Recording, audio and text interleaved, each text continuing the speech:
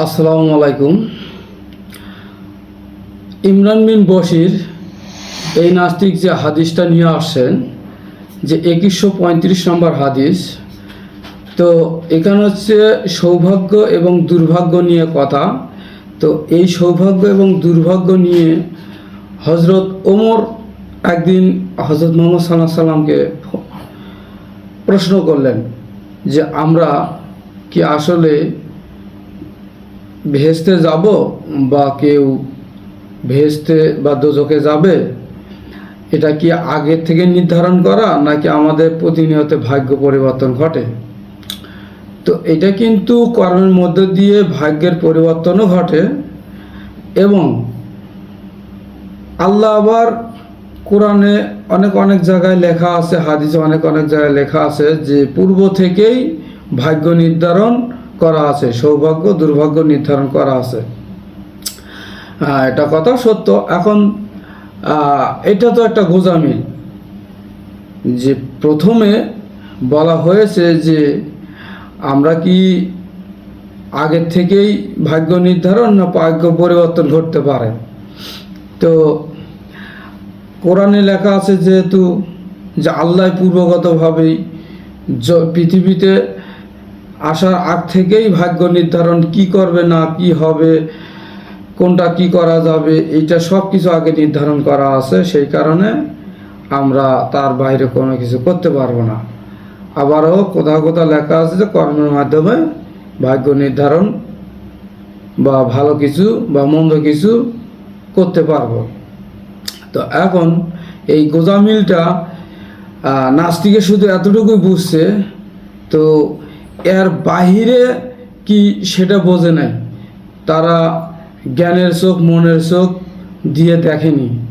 তো আমি এটাকে বলবো যে আল্লাহ যা কিছু করেন সুন্দর পরিকল্পনার মাধ্যমে, সুন্দর পরিকল্পনা করেই তিনি সব কিছু এই মানুষ জাতির জন্য করেছেন। তো চলুন বলা যাক তার গোঁজামিলের উত্তর। তার গোঁজামিলটা হচ্ছে যেটা আমি বললাম, যে আল্লাহ তাআলা হযরত মুহাম্মদ সাল্লাল্লাহু আলাইহি সাল্লামকে এই প্রশ্ন করার পরিপ্রেক্ষিতে আদমের দুই সাইড থেকে দুই রূহ নিয়ে তার কাছে দুইভাবে উপস্থাপন করলেন।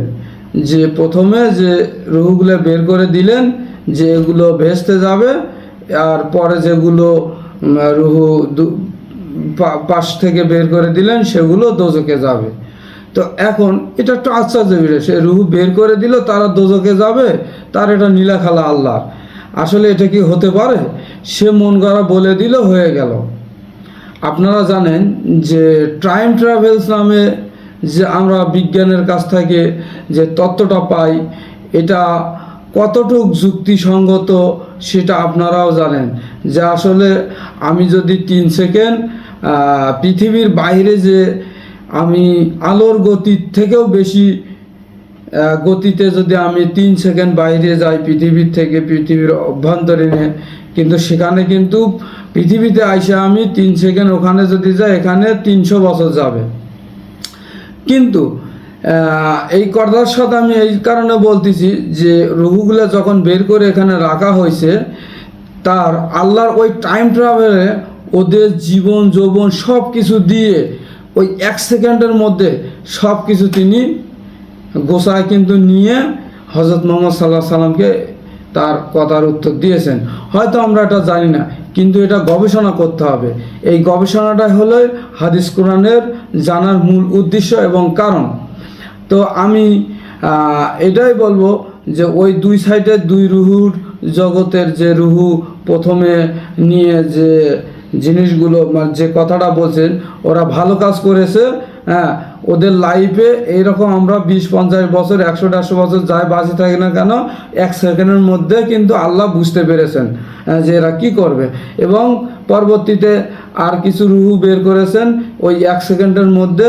কিন্তু আল্লাহ ওটা তার আধ্যাত্মিকভাবে ঐশ্বরিকভাবে উনি দেখে শুনে ওই জিনিসটা কিন্তু অ্যান্সার করে দিয়েছেন নবীর কাছে। আর নবী কিন্তু আমাদের সেই ক্ষেত্রে এইভাবে বলেছেন যে আসলে এগুলো ভালো কাজ করবে, এগুলো মন্দ কাজ করবে। এগুলো সৃষ্টির জন্মের আগ থেকে এদের নির্ধারণ করা হয়েছে, এবং হয়তো আল্লাহর ইচ্ছা কোনোটা কিন্তু তার পরিবর্তনও ঘটায় দিতে পারে, সেটা আল্লাহর নীলা খেলা, আল্লাহ বুঝবেন। তো অবশ্যই আমার কথাটা বুঝতে পারছেন। ইমরান বীর বশির এই নাস্তিক কিন্তু তাল বাহানায় ছয় নয় আপনাকে বোঝাবে। আপনারা ওই সব সমস্ত শুনবেন, যে প্রশ্ন করার থেকে করবেন, যেহেতু গোঁজামিলটা কিন্তু আমাদের ধর্মের মধ্যে থেকেই আমরা কিন্তু খুঁজে পাই।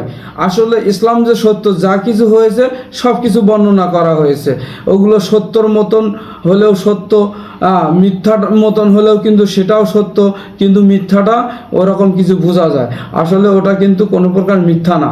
ওটা আপনি পৃথিবীতে যে কোনো একটা সুন্দর জিনিস তৈরি করবেন, ওটার কাছে গিয়ে আপনি রিসার্চ করবেন মিথ্যা তৈরি করার জন্য, মিথ্যায় কিছু তৈরি করে আপনি গবেষণা করে মানুষকে বলতে পারবেন।